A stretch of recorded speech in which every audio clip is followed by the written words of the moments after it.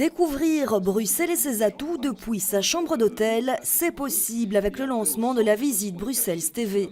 Une chaîne d'information touristique présente dans 6500 chambres d'hôtel de la capitale et dès la semaine prochaine auprès d'1 millier de visiteurs des auberges de jeunesse.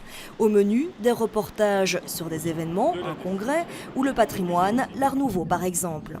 C'est vraiment la mise en avant de tout ce qui se passe en région bruxelloise, la mise en avant de notre patrimoine, la mise en avant des activités culturelles, des événements, de manière à essayer de fidéliser la clientèle présente dans les hôtels à Bruxelles pour revenir en famille. Ça peut être un homme d'affaires qui est là, pourquoi il ne reviendrait pas un week-end avec toute la famille?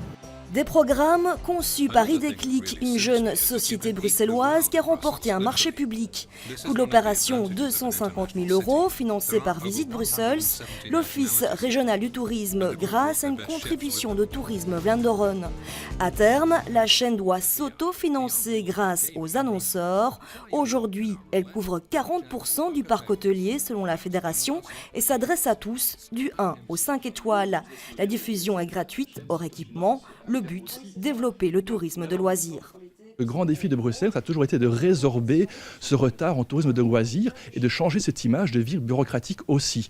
Et les choses vont dans le bon sens. Maintenant, il faut communiquer dessus. Et cette chaîne sera un moyen certainement de faire découvrir Bruxelles d'une autre façon et de résorber l'écart qu'il peut y avoir sur les taux d'occupation ou le prix moyen, ou le week-end par exemple, et le mois de juillet-août.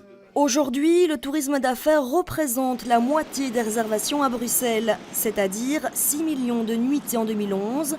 Et si les city trips augmentent, il reste une marge de progression. L'objectif de la région, 10 millions de nuitées en 2020, cette chaîne devrait aider à marquer les esprits.